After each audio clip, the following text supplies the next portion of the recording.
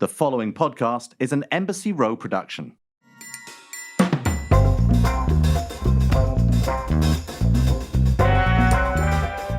Welcome to a new episode of the Shaken and Stirred Show. I'm Nigel Barker from New York, and people, it's amateur hour. I've got Tom Astor in Oxford, England, bringing up amateur hour already as he finishes off his dinner because he's having a dinner party, and he's very kindly left his dinner party with a plate of food that he's still eating, and he's got himself a glass of wine. And guys, this is what the Shaken and Stirred Show is all about. It's about talking and having a laugh over dinner, over a drink. Tom, how are you, buddy? I'm really well, thanks, Nige. All the better. If you hear loud, raucous goings on behind me, you know why. You know what it is. I'm very well. Yeah, I'm good. I'm at the tail end of a dinner party. When you say amateur hour, I've still got cheese but no biscuits, which is hugely problematic. There you go. Hugely problematic. One would have to eat one's cheese without a biscuit. What would the Queen say? What would we say? Oh. Well, I saw you have a delicious glass of red wine in your hand. What is that? I'm not going to tell you. Oh, okay, that's helpful. No, I'm kidding. It grew out of Ross, 2006. Ooh. But I didn't want this to be my cocktail. But I mean, obviously it's too late. I can't drink a cocktail on top of this. But what I wanted to do was pretend I was drinking something else, pretend on the Shaken and Stirred Show that I was drinking something else. But then I just realized that it wouldn't have been that good because the top's still on the bottle. But I was going to pretend it's October, right? It's October. And in my house, I've had a German friend staying for a couple of days. He's from Bremen in Germany. And this is Weserbeck, comes from, yeah. And October is Oktoberfest in the south, in Munich. So I thought German theme thing. I then saw that it's like Beck's Blue, which is alcohol free. So I was going to pretend that I wasn't drinking at the moment as well. But as you can see, the bottle is unopened, so there's just no point. Anyway, what are you drinking, Nige? It's a cocktail. Hopefully a cocktail. Go something with a theme. You know, I love a good theme. So I decided to do so. I looked it up and I found a cocktail called, check it out, the Red Zone. The Red Zone, people. 1.5 parts vodka, 1 part peach snaps, and I use Peachtree snaps, 3 parts cranberry juice, and a splash of sour mix. And I'm going to taste it right now because it sounds kind of gross, but... So you need to mix it up. It looks unmixed. No, I mixed it. It's just, I've got a huge, giant piece of ice in here, so it kind of looks... Right. A big clear bit in the middle. It looks like it's That's separate. my ice. That's my ice. I've taken to making my own ice. I've got this ice tray which makes giant sticks of ice that I can carve and cut up, which is quite fun, customized to the glass. So in here I have a sort of 4-inch by 2-inch piece of ice, which is the reason why it looks a bit clear in the middle. It's actually quite nice. It's the sour mix, funnily enough, is the one ingredient I thought, ooh, but actually I think it's actually what makes the drink. It gives it a little bite. So not shocked. I don't have much story about the Red Zone other than, people, you know, I love to give a little clue to our guest this week. And hey, we'll get into the Red Zone with our guest when she comes on. But before that, a bit of booze news, a bit of royal booze news. We love a little royal booze news. More royal stuff. More on the television today, and that was my thinking that he was trying as desperately as hard as he could to try and remedy or alleviate some of the problems that have been caused by his brother and to the family as a whole. And I saw him, but you'll be glad to know that I didn't listen to it. So you're about to tell us something, aren't you? Well, this particular bit of booze news is less about that and more about the environment, which is very close to Prince Charles's heart. And, well, it turns out that Prince Charles's Aston Martin runs on fuel made from wine and cheese. Now, he's been driving this Aston Martin, which it sounds like you, by the way, Tom Astor, as you eat cheese without your crackers and you've got a glass of red wine. So you are a bit like an Aston Martin, and a 50-year-old one, by the way, a DB6, which his mum gave him on his 21st birthday. And it was, in fact, a gas regular petrol gas Aston Martin, and he had it converted in the sort of, I guess, the 2000s, 2008. And apparently when he asked Aston Martin if they would convert it to actually run on ethanol, they were like, no, it's going to be awful, it's going to ruin it, this bioethanol is going to ruin the car. But he said, if you don't do it, I'm not going to drive it. So they went ahead and did it anyway. And apparently now it goes better, drives better than it ever did before. And he says that actually, as you're driving along, it smells delicious, which the thought of... That's like a chip shop. I mean, apparently if you use all that stuff from chip shops and things and all that, olive oil, that oil from fast food restaurants, apparently if you're following a car that's burning that, it's like literally standing in a fish and chip shop. I can't believe that smells good. It might be considered delicious, but it also might be considered disgusting. I mean, it really depends. I don't know. Wine and cheese sounds a little bit better, but I can't quite understand how exactly it must smell. But anyway, there's a bit of booze news for you. You can run your car on wine and cheese, people. We all enjoy a cocktail, even an Aston Martin. Now, on to a little bit of, what do we say? Our next guest, and the Red Zone. Our guest today is a licensed clinical psychologist and coach. She has personally helped celebrities and high-performing executives, entrepreneurs and athletes to crush their inner critic and access untapped, practically limitless reserves of potential. Here with her new book, Get Out of the Red Zone, please welcome Elizabeth Lombardo, aka Dr. E. How are you? I am extremely well and honored to get to be with you two gentlemen today. Wonderful. Well, the Red Zone is actually Tom's nickname. When he was at school, being ginger, he was always considered the Red Zone. So, Tom, this is, get out of the Red Zone. What do you have to say about that? Not the Red Zone. My father, he looks exactly like me. Every time he came along, I used to hear people who worked for him saying, Red Alert. That was his thing. And it literally was Red Alert, which I thought was Red Alert. But yes. I doubt very much that anything Elizabeth Britton has got anything to do with ginger people, unless, of course, she touched on the genetic goldmine that is being ginger. I didn't talk about it, but I have a ginger. My oldest is a beautiful redhead, so I passed it on. Wow. There you go. So it's nothing I can say now because clearly she's sold, which the genetic goldmine lives on. But before we get there, I saw you have a little glass of something with you. What are you drinking? I do. I have a Cabernet, a Pine Ridge Cabernet. Pine Ridge is one of my favorite vineyards in Napa Valley. We went there for my husband's 40th and his 50th birthday. So it's always nice to have a glass of Cabernet. I live in Chicago where it is cold at least 6 months out of the year. So it always warms me up. I'm a big fan of Chicago. Love it there. Have always loved that part of the world. Is that where you're from originally? No, I grew up outside of New York. Ah. So what made you, how did you get to Chicago? Was your husband or what? My husband's job, yeah. Wow. Yeah. And do you feel like a Chicagoan at this point? I do. I feel more like a Midwesterner. I grew up, my city when I was growing up was Manhattan. And when I came to Chicago when I was a kid, I remember thinking, wow, this is like New York City with nice people. Now, there are definitely nice people in New York now, but when I was growing up, it wasn't the greatest place to be. So we definitely feel at home here. You can't come back to New York now. She just said that. She's blown it on New York. Yeah, I'm going to be banned now. Yeah, New York is basically the red zone, people. There's a lot of red zoning going on in New York. Yes, well, everywhere actually. This book, which red zone is when we have high levels of stress, it couldn't come out at a better time because I don't think stress levels have ever been higher, at least in our modern era. So why do we let's talk about the name for a second here? Red zone. How did you come up with that specific zone? Because obviously it's a football term, amongst other things. So hang on. Sorry. Okay, that makes a hell of a lot of sense. I had no idea it's an American football term, you mean? Correct. It's the area, it's the 20 yards between the defensive line.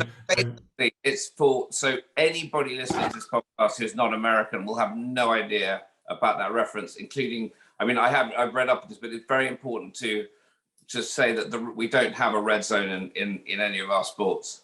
So the book has nothing to do with American football red zone. Because actually American football red zone you want to get into, and I'm saying you want to get out of this psychological. That's what I was wondering. That's what I was wondering because it's probably the most famous I guess, connection is red zone is in American football. Although, Tom, in rugby, English rugby, we for years there was considered to be a red zone in English rugby, and it's not talked about much these days. But in my research of red zone, because I looked into how many places can you find the red zone. And by the way, I'm drinking a cocktail called the Red Zone.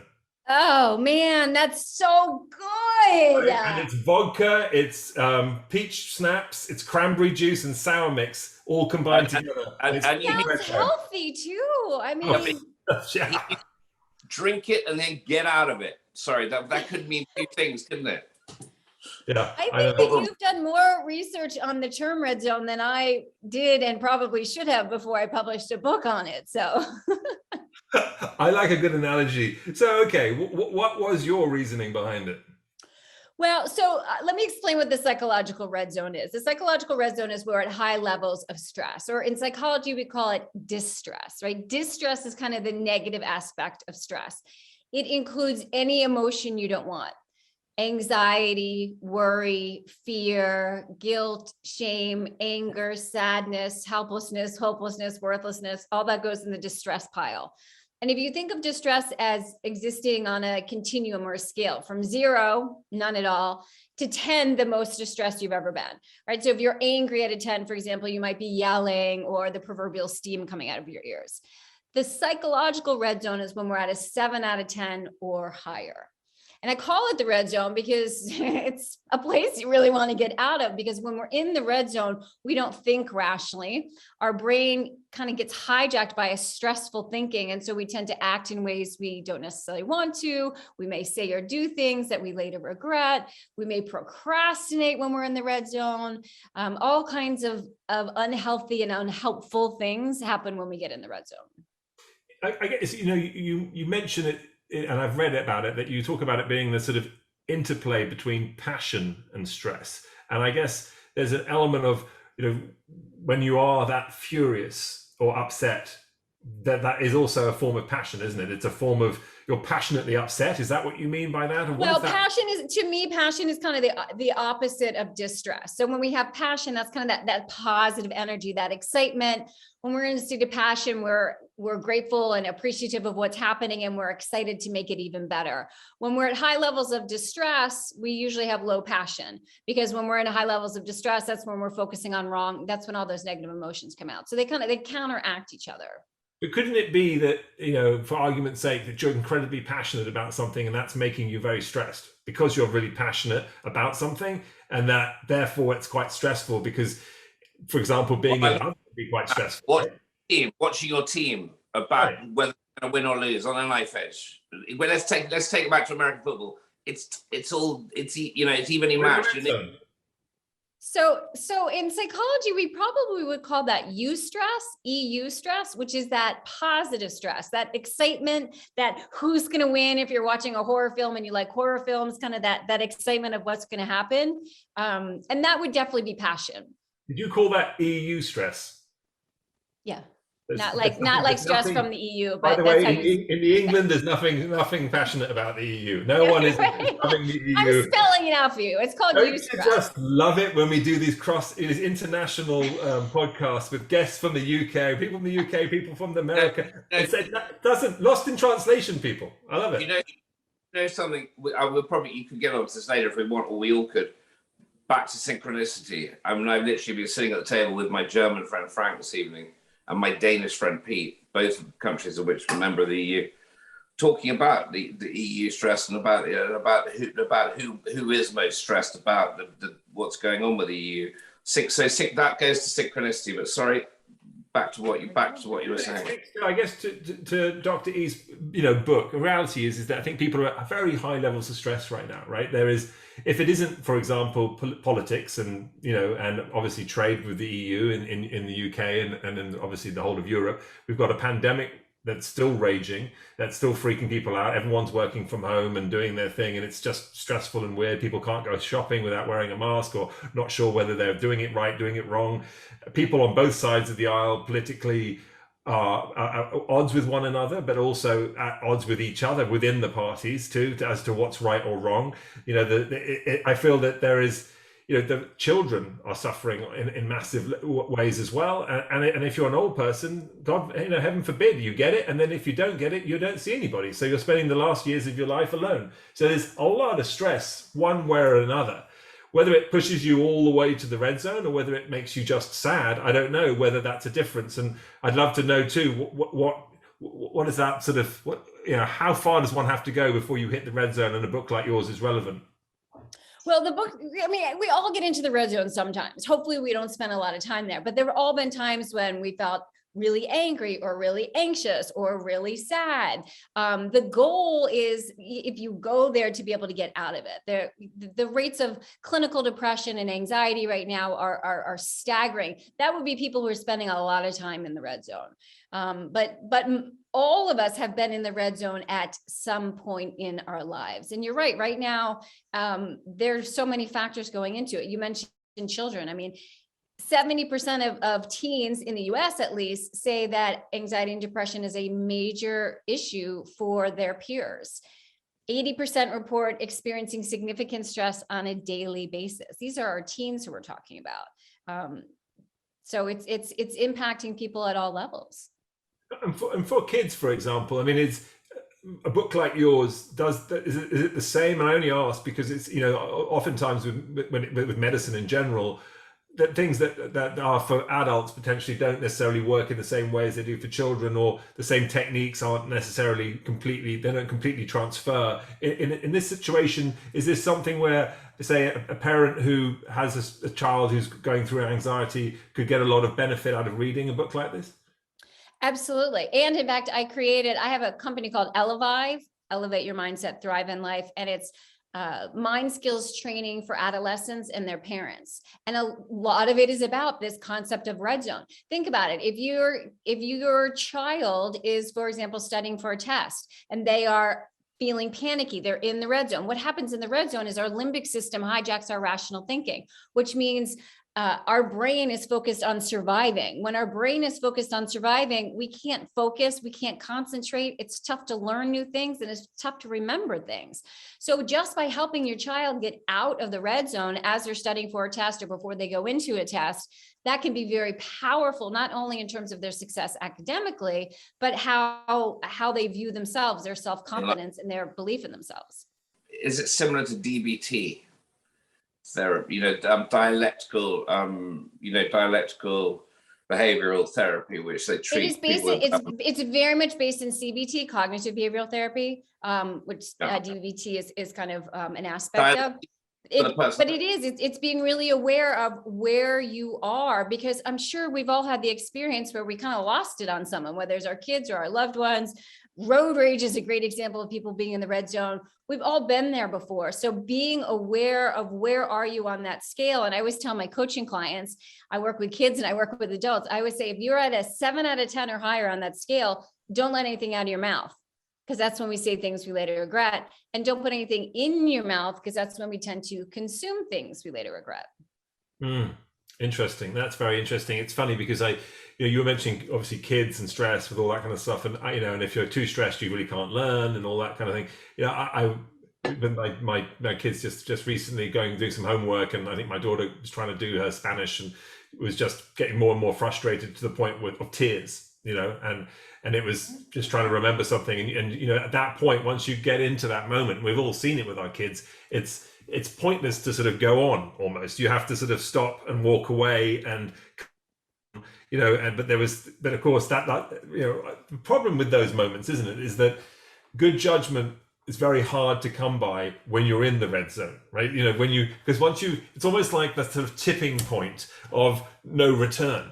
So it's like, what happens? How do you get yourself? What is the reminder or the alarm clock that you need to set off that says, you're in the red zone? It's sort of like a light that goes off, like a red light that goes, so you're not like checking your pulse rate at this moment. It's like, what is that thing? Because most people, once it's flipped, it's too late. It's like the rage is gone. And it's like when you see a superhero and you're like the Incredible Hulk and you pissed him off too much and he starts to turn into the Hulk, it's too late at that point. He's gone. He's on his way, right? So all shit's going to hit the fan, Exactly. And that's exactly it. It's really important that we are aware of our own signs of when we are creeping into the red zone.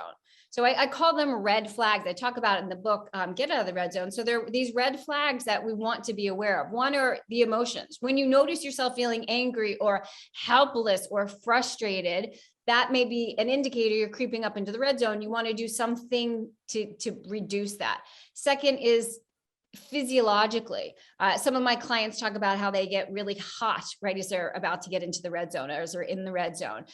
Some people get GI disturbance. For me, I remember walking by the mirror when I was defending my dissertation, and my ears and my shoulders had become one because all the tension goes into my neck. So our bodies sometimes will tell us that we're creeping into the red zone.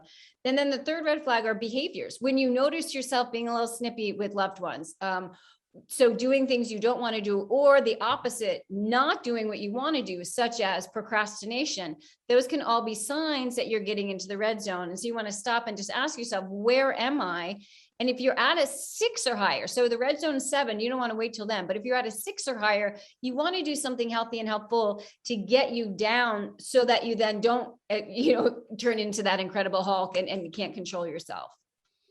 I only wish we had a red zone-ometer or something that we could like look at the numbers, because what judging, even when I've got something called a Whoop, which judges my heart rate, and and it's all about exercise, but they often asks me when I do a workout, what was it on a scale of 1 to 10 as far as hard or easy, plausible, strong, all the rest of it. And I find it very hard to know exactly what I should be saying, because I think too, we like to either exaggerate to ourselves, or we like to lie to ourselves, or we like to pretend that it wasn't that bad, or we like to say it wasn't, or we like to think we did better than we did, and some people are in a state of denial a lot of times that they're in perhaps the red zone or were in the red zone.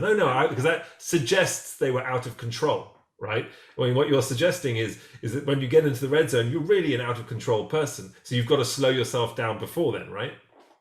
You can be an out of control person. And here's the thing, everyone gets into the red zone. So I just did a panel, it's Mental Health Awareness Month. And I was just doing a panel in my town about destigmatizing mental health. And I think one of the ways that we can destigmatize mental health, first of all, is to acknowledge that we all have mental health, right? We all have physical health because we have a body. We all have mental health because we have mind. But two, that we all fluctuate in terms of how we feel. And so if we can give our kids and our adults this language of, wow, I'm at a 6 right now, I'm going to go take a walk. That really destigmatizes that something's wrong with you. It's human nature to experience stress. It's then what do you do with it? Right. The old go walk it off moment. It can be powerful. I was giving a keynote a couple of weeks ago, and then came back and did some group coaching with a particular company. And one of the people on the call said that she now, whenever she has a meeting, as a one-on-one meeting, she asks the other person and herself where they are on that scale. And she's in finance. She said, I was meeting with my analyst and he was an 8 out of 10. She said, I postponed the meeting to the next day. I sent him a Grubhub gift certificate. He was able to get out of the red zone. The next day they had their meeting, they were much more effective. Wow, that's very nice. That's an incredibly pleasant thing to do. So that's interesting. So that's noticing when someone else, like a colleague, a work friend, is in the red zone. And it's also going to be maybe incredibly annoying too when someone says, no, I'm not talking to you because you're in the red zone. And you're like, no, I'm not in the red zone. I'm not in the red zone, right? Yeah. You're in the red zone. I can tell. You're definitely 7. So, and that's exactly it. You want to speak to someone in the red zone differently than when they're in what I would call the green zone, that 0, 1, 2, 3. And so maybe you if you don't say you're in the red zone, but maybe you say, hey, you know what? Things feel kind of heated right now. Why don't we take a break? It seems like we're not getting anywhere. Why don't we reconvene tomorrow? But the way you speak to people is very reflect. The way they behave is very reflective of the way you actually speak to people. What you were just saying. And I think I had a scenario. I was in a lift in an airport a couple of years ago, and there was a guy who was so cross pushing his trolley, and he had his wife there who was just very quiet, and he was really. Anyway, as he got out of the lift on the first floor, as he went past me, sort of ran his wife, punched his wife over. He he basically bashed into her and she let out a squeal and he was still angry. And as he went past me, I said, somebody's had a long day, because it looked like he'd been traveling all day. And he got out of the lift and he turned around. All he wanted to do was fight. He said, "What?" And I can't tell you what he said to me. I can't even on this podcast. But bleep, bleep, bleep, bleep. Is exactly. But the point is, when I said somebody's had a long day, probably it's isn't it quite a lot of it to do with like phrasing when telling? It's like if you want to know how to talk to your friends about when you see that they're in the red zone and help them out of it. Don't say you, or don't say somebody and make it ambiguous. Don't sort of wind the situation up. Just say, God, traveling's so exhausting, isn't it? It's just endless. Don't you just find it goes on and on and on? It's just, God, it just wears you down. That's probably what I should have said. But is there a sort of, I mean, do you kind of like have, do you have kind of advice for this kind of thing, talking to colleagues and stuff? I mean, on this level or? Yeah, I mean, absolutely. Probably not saying you, because when we're in the red zone, we tend to be rather defensive. If you scream A to someone in the red zone, they're probably going to scream B back, even if they don't believe it, because that's just the way that our brains work. So probably not using the word you, but you're right. That empathy that you said, man, traveling can be tough. And kind of empathizing with that can be very powerful. If it's someone then like a partner, a child, I highly recommend that you, not in the red zone, have a conversation. What can I say to you when you're in the red zone to help you where it doesn't hurt your feelings? So unrelated example. Apart from, can you F off? Right. But here's the thing, because it's not just what you say, it's how people hear it. Because someone else might have heard what you said and been like, yeah, I have had a bad day. But this gentleman took offense. I mean, again, when we're in the red zone, we tend to personalize what other people say more. So kind of figuring out what can your partner, what can your colleague, what can your child, how can they hear it in a way that's helpful and they don't get defensive about it. And you become more sensitive. When you're in the red zone, you're more sensitive to having a sort of being chippy and being like sort of taking things personally. We personalize more, we judge ourselves more, we judge other people more. We're focused on what's wrong, and that is truly all we can see. We don't see the niceness in people. We don't see the good things. We're just focusing on what's wrong in the red zone. What about a different form of red zone, in as much as we're talking at the moment more about anger and someone being really irritable, but there are, I would imagine, also red zones as far as extreme versions of anxiety, where you get incredibly nervous, or you get really, and and people who have having an anxiety attack of some sort, and that, I would imagine, is also a red zone where you've sort of wound yourself up for a meeting or for some public speaking moment or something. And I know that there's a lot of actors and people who have endorsed you and love what you say and what you're about, and actually have said that they've used your words and your advice to help them get roles and get up there and perform, because nerves are real even for actors. People, you feel like they're all confident all the time. It's not true. Many of them are very nervous individuals. But talk to us, because that's a different environment, it's a different situation. How in that way, because oftentimes other people aren't aware, right? People aren't going to see you. It's internalized. Your fear is inside, and it's hard to quell, because we've had a lot of people talk about anxiety on the show, we've had other experts, and they all have different tricks and things, but this is a little different the way you're describing it too. I'd love to know what your advice is there personally when you feel that anxiousness building up. Well, it depends where you are, and on that scale. And I say that because the skills that are helpful at a 4, 5, and 6 are different than what you would need to do if you're in a full-blown panic attack, that 9 or the 10. So when you're at lower levels of distress, but it's still high, you're starting to feel panicky. That's when you really want to realize, what am I saying to myself? Panic is caused by what we're saying to ourselves. It's going to be awful and unbearable. I can't handle it. A lot of times when people have a panic attack, they have physical sensations, difficulty breathing, heart palpitations, and their interpretation is, I'm dying, I'm having a heart attack. if you're going out on stage, you know, I'm going to completely lose it. So when you still can think rationally, you want to use that cognitive behavioral therapy. You want to use that cognitive restructuring, that self-talk to help you get out. But if we're really high on the distress scale, if you're at a 9 or a 10, rational thinking is very difficult. We think differently when we're that high. So in those situations, I recommend that clients actually keep a list of at least 5 things that you can do when you're in the red zone. And the reason why you keep a list is because it's hard to think of them when you're in the red zone. And so when you're at those high levels, those are the things like exercise,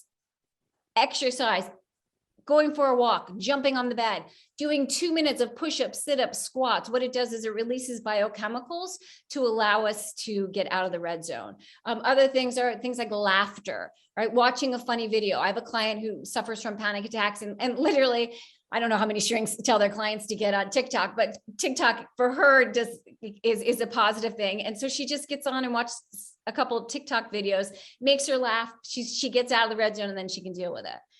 Music can be very powerful. A lot of my coaching clients keep a get out of the red zone music list of songs, maybe that from a happier time or that they like to dance to, whatever, because that music can help them get out.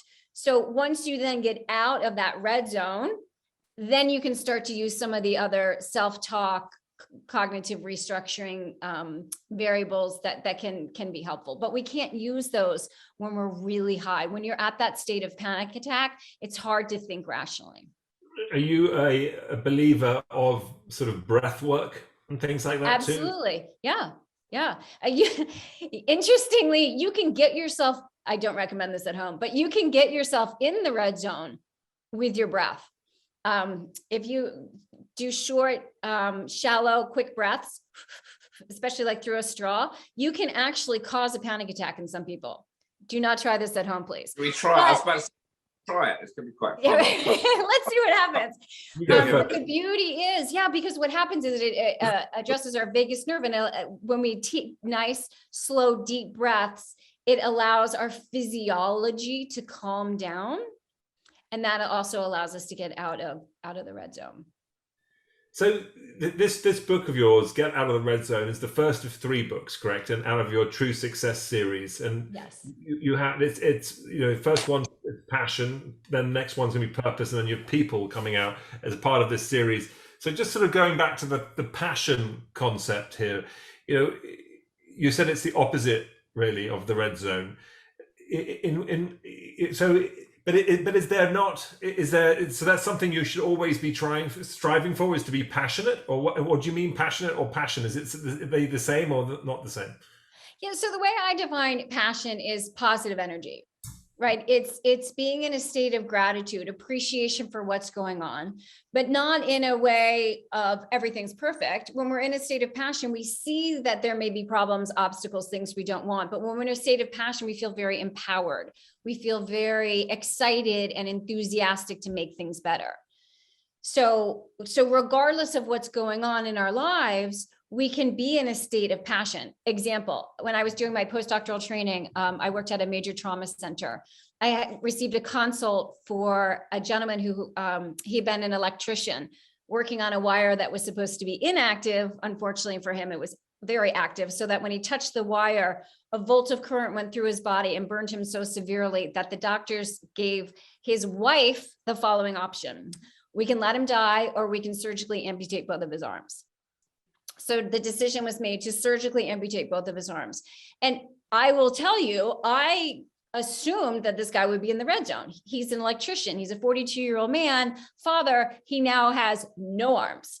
And when I went in to meet him, he had a smile on his face. And when I kind of asked him what was going on, his focus was very much in a state of passion. He was so grateful that his life had been saved. And he was so convinced that he was still here on this earth for a purpose, for a specific reason. He didn't know what it was. It's a marital thing there as well. I mean, I'm not going to make light of this because obviously it's a very serious thing, but I would be pretty happy too. I mean, I'd be like, if literally you'd been in a sort of induced coma or something, lying there, and someone has said to your wife, we can either chop, amputate his arms, or we can not euthanize, but I mean, let him go. I'd be pretty happy. You know, you think, oh, she's all right. She's all right. She's not that bad. She likes me. She actually must really love me. And she wants me around, basically.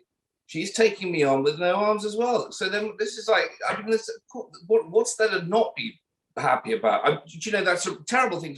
It's not a terrible thing for me to say. I think it's a beautiful thing to say. I've never heard someone say that. And I have told that story. I did my postdoctoral training in 2001. So I have told that story many times. So that is a beautiful way to look at it.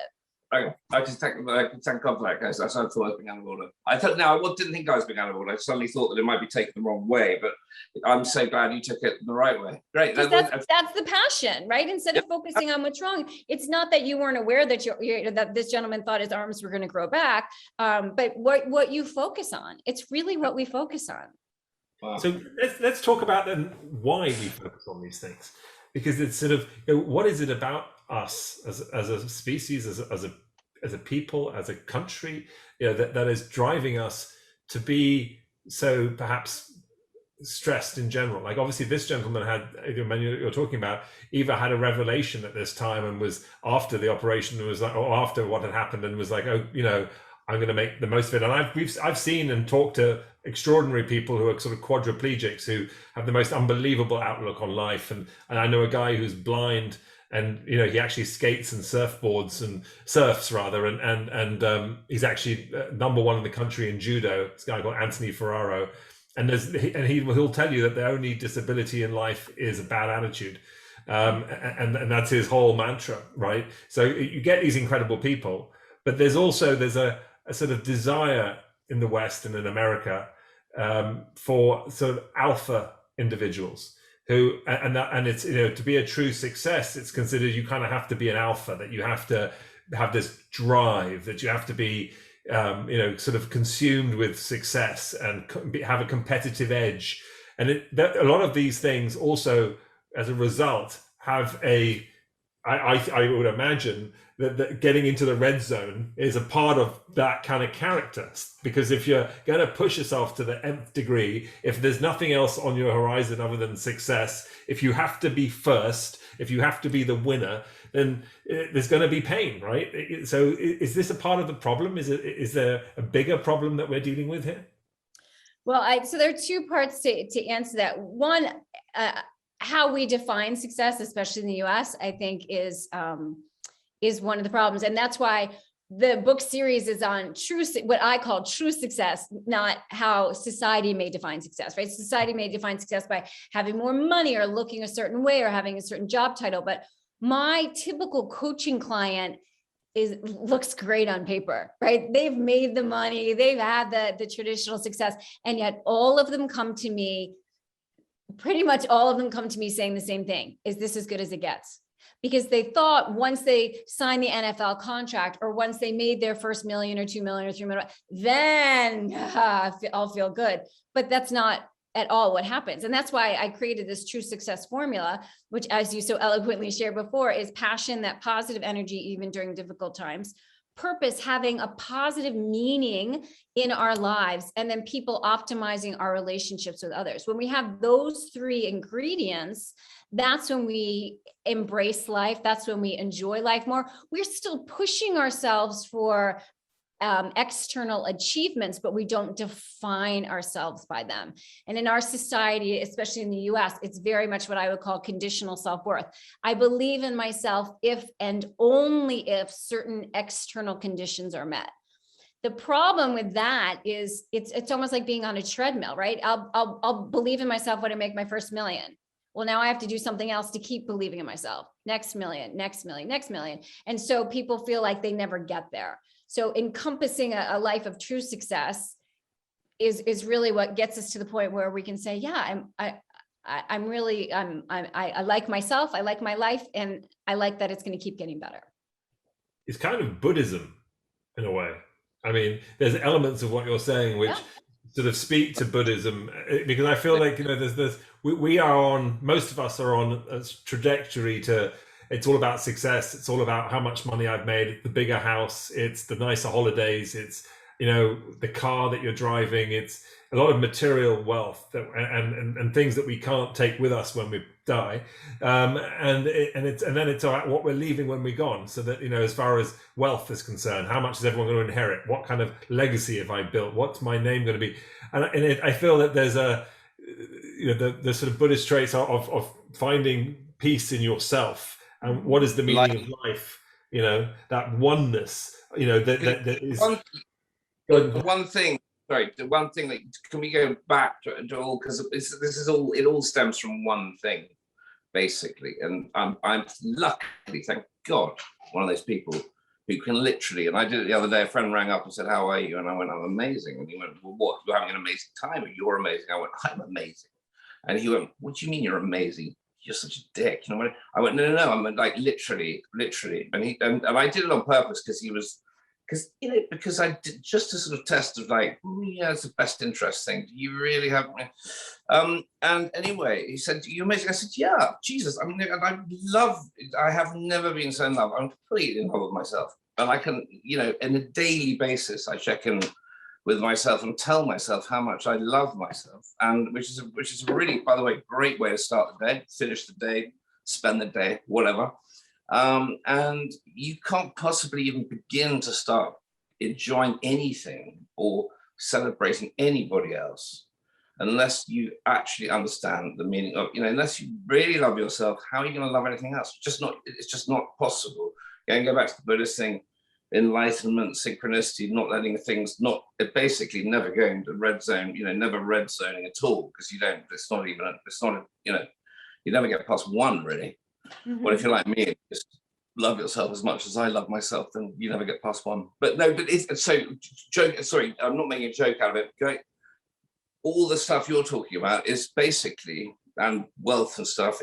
It's there's a total lack of kind of like self-love. And when my son said to me, 4 years ago, and I've said this before, he said, "If you lose all your money and you end up living under a bridge in a cardboard box." This is what he said. He said, "I'll come and live with you because that's how much I love you." Mm-hmm. Now that's right. I mean, success. There was a moment when I was like, okay, you want the meaning of success? I have literally just that is the meaning for me. That is the most successful thing I've ever heard. The most successful, amazing thing that's ever happened. Right now. Why doesn't it happen more? Why, this extraordinary thing, it's an amazing, it was like, that was my happiness. Happiness is success, right? And happiness is in here. So what the point is, I think what Nigel was saying earlier, same thing.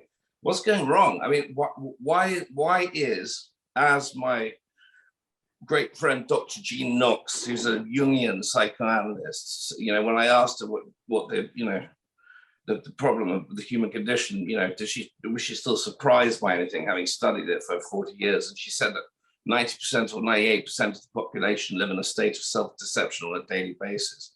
Why? I mean, why are we still here? Why the hell aren't more people like me really irritated? Because I just piss people off, because I really do. I really think I'm great.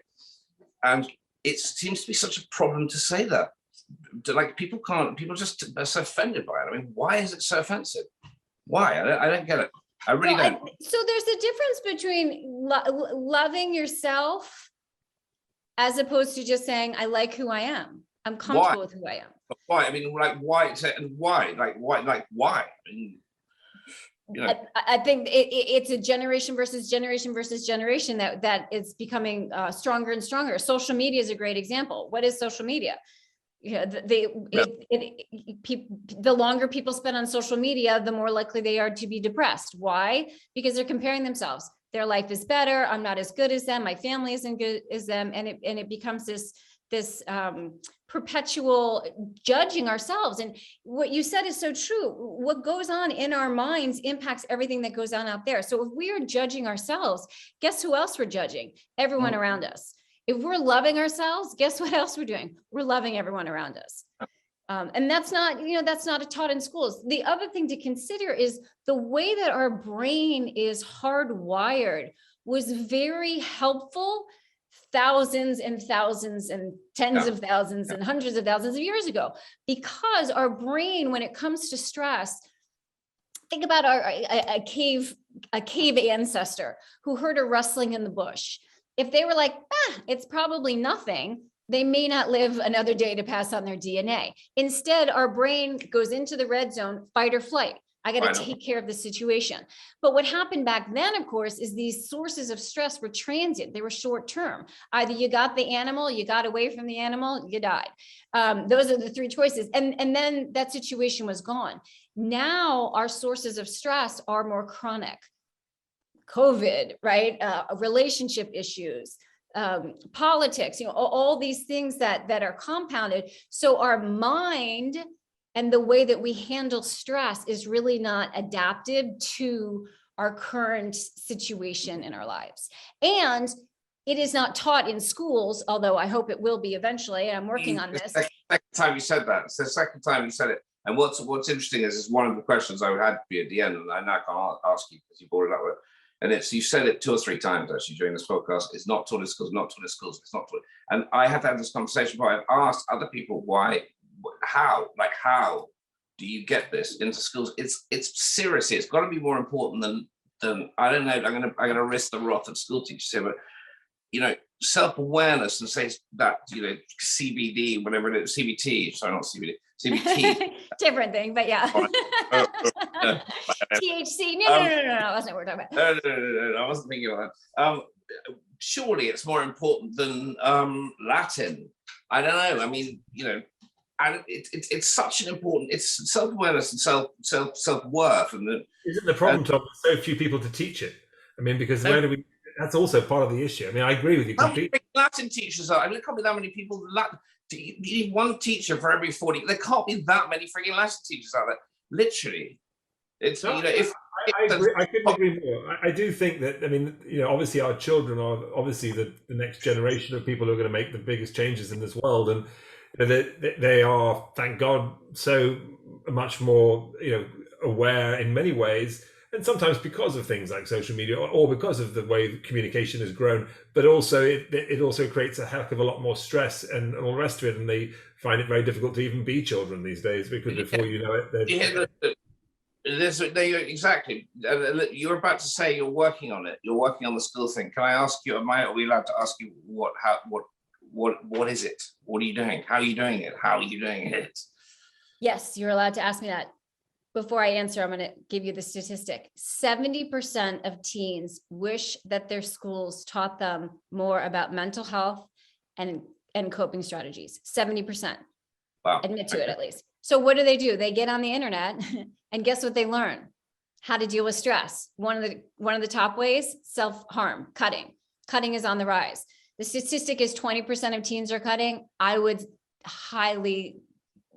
believe that it's much higher, but that's what they get on the internet. So what am I doing? I've created a course, a social emotional learning curriculum for different levels of schools. And I've worked on social emotional learning. My mom was a teacher for 50 years. I've done a lot of work in my kids' schools on this. And one of the biggest complaints that teachers have, because social emotional learning in the United States is required, but when we look at what they're offering, it's not very good. Teachers are complaining that it's too hard to implement. So what I've done is created these very short, less than 3-minute videos. You literally hit play, the class watches it. It's one concept. It's red zone. It's why do bullies bully? It's healthy self-confidence. And then they ask a series of questions. And we incorporated it in all different classes. So for example, before a math test, hey, where is everyone on the scale from 0 to 10? Great. There's some people who are in the red zone. Let's stop. Let's literally do 2 minutes of jumping jacks. Now we can do the test. So it's these little ways to start to implement, to not only normalize that we all have stress, but to realize that we don't have to go into meditation for an hour and a half to address our stress. Nothing wrong with an hour and a half of meditation, but what are some ways that are short and sweet and quick that we can use so that we're in a better place? That's what I think is going to be really powerful. It's really interesting that yes, it's like the opposite of doing an hour and a half of meditation is to do 2 minutes of jumping jacks. It's it feels like the complete opposite, but but you're right. I mean, I'm for one, someone who uses exercise to calm down or to get my angst out. I often will literally think of the things that are most annoying me as I'm doing my workout, just because I just push it all out, and at the end of it, I'm exhausted, and I've gone through that.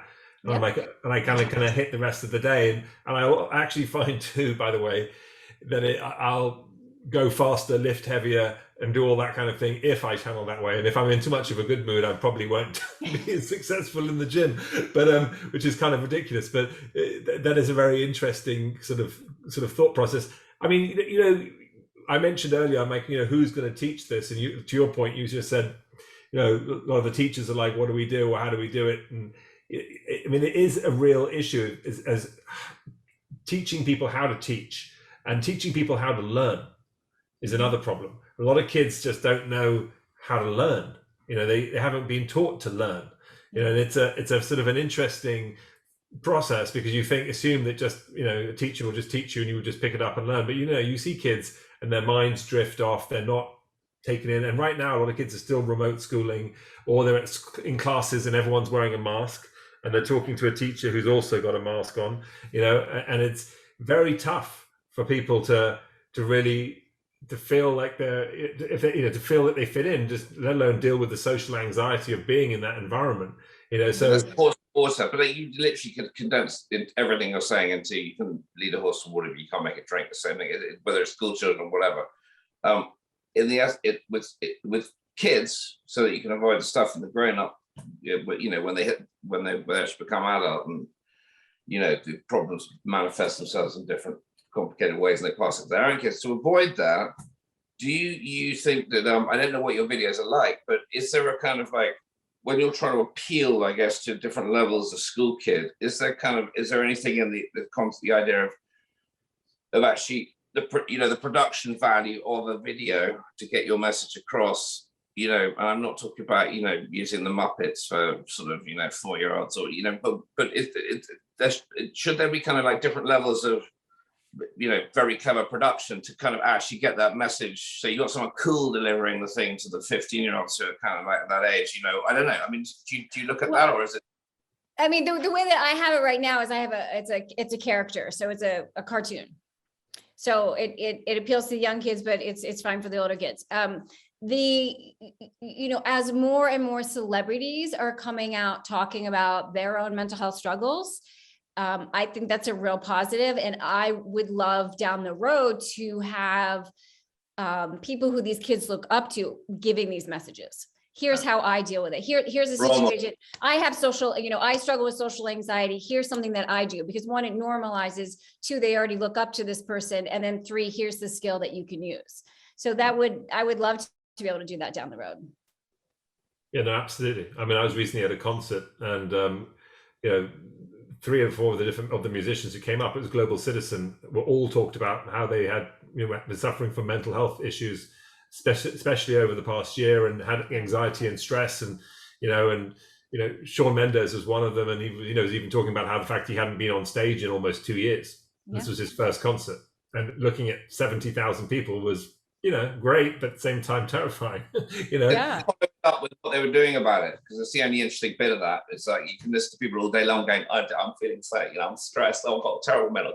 My son does it. I don't know, my eldest son does it. Blames it, I'm not, if he's an issue, he might say something, and I go, well, that's fine. It's great that you've acknowledged, the fact that you're not feeling great about something. I think it's absolutely brilliant that you're able to do that 50% of the way to curing yourself. What are you going to do about it? But what help? Here's the help. We've got all the help. What are you going to do about it? Now, it's when you don't do the help, when you don't take the help, and you're not interested in what you're going to do about it, but you're more interested in going, I don't know if this is the case of Shawn Mendes, but I've been on the stage for 2 years, and this is such a worrying thing. But what are you going to do about it? Like, it's the only interesting bit. Everything, there's a reason for everything, as they say, but it's the reason. Everything has a reason or whatever, but it's why, it's what are you going to do about it? I don't know. I mean, I agree. I mean, I think that the power would be then when that celebrity that, whether it's Shawn Mendes or whoever it is, then says, here's how I handle it. Yeah. So that you're giving a specific skill to your followers to say, okay, he did it. I'm not going to be on stage in front of 70,000 people, but maybe I'm going to give a presentation in front of my class. Here's one thing that he tried. Let me try that. Because, you know, a lot of times people grasp onto labels, and especially with all the diagnoses of anxiety and depression. And the problem with that, and I am a psychologist, but I don't actually use labels, because I think what happens is people get in their mind, I'm depressed. So that means, you know, so of course I'm tired. Well, you're tired because you stayed up till 4 o'clock in the morning watching Netflix, not because of your mental health disorder. So, you know, taking a step away from labels and just saying, and that's again, the whole concept of red zone is we're not giving a label of you have clinical depression. I'm feeling really sad right now. How can I feel less sad? I'm feeling panicky right now. How can I feel less panicky? And realizing that these, you know, I often say it's like if you put your hand on a hot stove, you don't say, wow, my hand really hurts on this hot stove. Oof, I wish it was different, but poor me, my hand's on a hot stove. You pull it off. That is feedback. It's biofeedback. It's a good thing it feels pain, because then you know what to do. When we have emotional pain, when we have mental pain, what I encourage people to do, and what I hope they'll start to do, is to say, what can I do? This is the biofeedback. I'm not feeling as well as I want to. What can I do to feel better in a healthy and a helpful way? What part does guilt play into all of this? And guilt creates a cycle that keeps us in the red zone. So great example. I have a client who he lied about using a vape, but he's a teenager. And he lied about using a vape. And so his mom was really mad. Not only was he vaping, which she didn't want him to do, but he lied. And so she's yelling, screaming at him. And then he starts to feel guilty, which puts him even more in the red zone. And what does he do? Well, like 20% of teens, he cuts. And he said, because I felt, in that case, he said, I felt like I deserved to feel the physical pain because I felt so guilty about this. So it really perpetuates, and not meaning to do so when parents or partners, it's not just parents and kids, it works with partners too, or colleagues or whatever. When we judge other people, that can induce that guilt in other people, which then just, you know, causes that downward spiral of people staying in the red zone. So the goal is to acknowledge the behavior, to address why did you do that behavior, right? So if a kid is vaping, you know, why did you do that? Well, I feel anxious around other people. Okay, well, that's something that we can address. Let's help you feel less anxious without using a vape. Or I wanted to fit in with with the other kids. Okay, well, how can you feel comfortable in a social situation without doing that? But helping kids understand, helping people understand why we do what we do, because we don't, adults and kids, we don't always act at our best. But if we can look at why we're acting in this way or why we're doing it, and we can address that underlying motivation, then we can address our needs in a way it's more helpful. Do you think that, I mean, well, you know the answer. I was about to ask you a loaded question, but it's like people, I'm just going to say it, but I don't think people spend enough time actually thinking about whether they're behaving in the right way or not. And again, the self-deception. I learned the other day, just completely, but not change the subject on the same thing, but I read something the other day saying, when as a parent, if you pick your kid up at the end of the day and you go, how was school? How was your day? How was school today? I don't know if you've read this recently, but the thing came out. It said for a child, this question is just way too big. It's just like too big. It's crazy. It's like there's no. You can define what you kind of think that they should say. To them, it's just like the dumbest thing there. You just can't answer the question. If you pinpoint and pick something out specific, like who did you sit next to in lunch today at school? Right? What did you do in sport? Did you enjoy your sports today? So you make them think, and it's absolutely extraordinary. My drives home with my 12-year-old, since I've adopted this strategy, are absolutely amazing. You can kind of ask them anything. You can find out all sorts of things that you have no idea about, that they wouldn't have told, even if they were able to answer the question about what happened today at school, they wouldn't have told you anyway. You can find out the most amazing things about their lives, but literally by asking, you have to keep it really simple. I mean, and if you're just thinking they're exhausted after a day of school, and it's the most amazing, it's just annoying because I've got a 12-year-old, my oldest is 20, I've got an 18 and a 12-year-old. So it's like, maybe I need to go and have some more kids. I think I'm going to be really good at it next time around. Maybe. Sorry. That's like a good reason to procreate again. But you know what I mean? It's a great topic. And yes, I'm certainly familiar with that because for a child that it is too much. The other thing to consider is what questions are you asking? Because a lot of times, especially in the US, it's how did you do on the test? How much homework do you have? So when we're focusing exclusively on academics in school, our kids start thinking, oh, what's most important is to do well in school. If you ask questions, when you ask questions, maybe addressing character and values, then your child is more likely to be focused on them. How did you, what were you grateful for today? How did you help out one of your friends, or how did you help out a classmate today?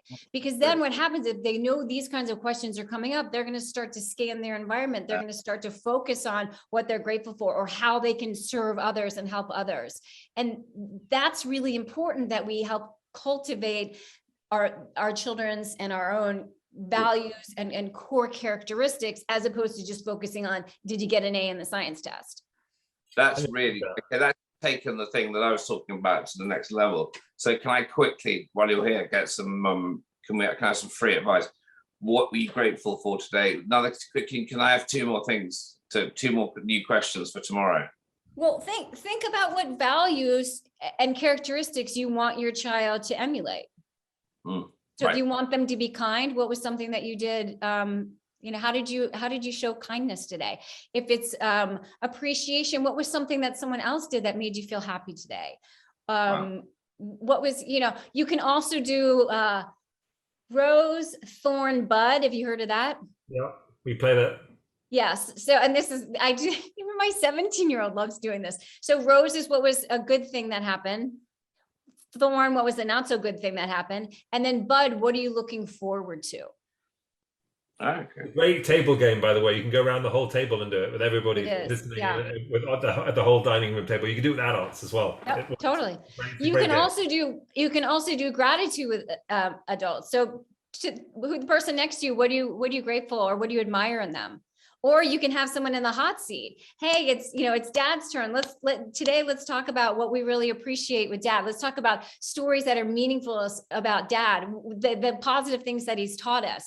And so what you're doing is you're pulling up those characteristics and viewing people in maybe a different light than we usually do. And I hope that they're not in the freaking red zone when you ask them the question. That's right. Yeah. We're talking of the red zone.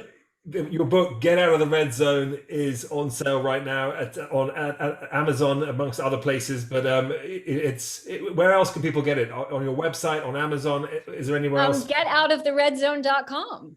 There you go. Go straight there. That makes it easy. GetoutoftheRedZone.com. You can get the book there. Before we let you go, we've got something on the show we call Last Orders, which I think Tom's going to divvy up for you. It's very quick and fast and furious. You've answered most of the questions I had for you anyway. But I'll chuck one out there that is nothing to do with our podcast, but is everything to do with you. Dinner party. It's one of my favorite questions, actually. At your fantasy, well, not your fantasy. If your fantasy dinner party, they can be dead or alive. Who are the three other guests? And you can have husband. You can have anyone you want. Maybe I should say you can't have husbands in case my clock's ringing. Is it? Well, I'm going to have my husband, but he's going to be healthy. My husband has been on a ventilator for 5 years and paralyzed and a feeding tube. He has ALS. So it would be my healthy husband. It would be my daddy who passed away in January. And who would my third one be? It would be in the family. It would be my grandmother who passed away too, because I would love all four of us to just be together, drink some good Cabernet and have some nice conversations. And were you ever in a position where everybody was in that position? No, my grandmother had passed before.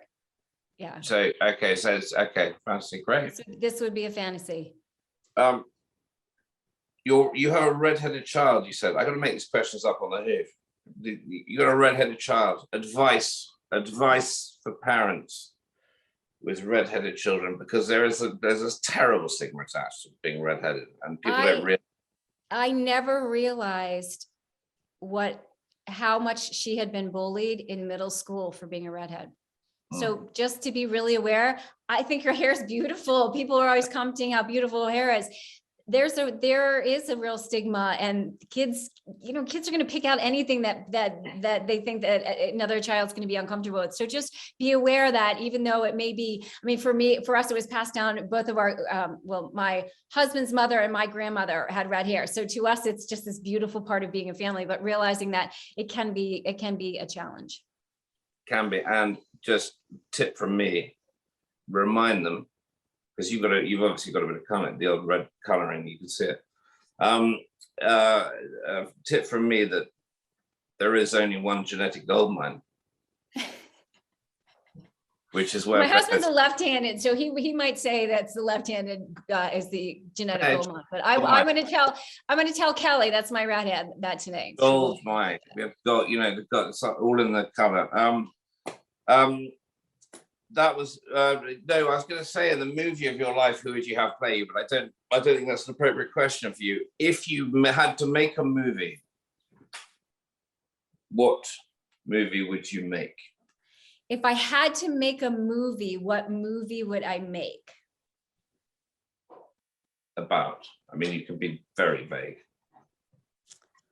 Well, I have a fantasy about having a TV show, which I know isn't a movie, so I'll get to the movie, about having a TV show where we, exactly what we're talking about. We're interviewing celebrities and just people who are really successful. And we talk about not only what they've overcome, but really provide those helpful, actionable steps. So I think the movie would have to be, a typical, going from a challenge to overcoming the challenge, but really understanding how people do it as opposed to seeming like it's magic. Because I think that the more we can provide specific skills for our adults and our children, the more likely they are to actually implement them in their lives. Right. There you have it. There we go. You answered that. Shaken or stirred? Shaken. We have a shaker, people. Get out of the red zone. Shake it off. That's right. Shake it off.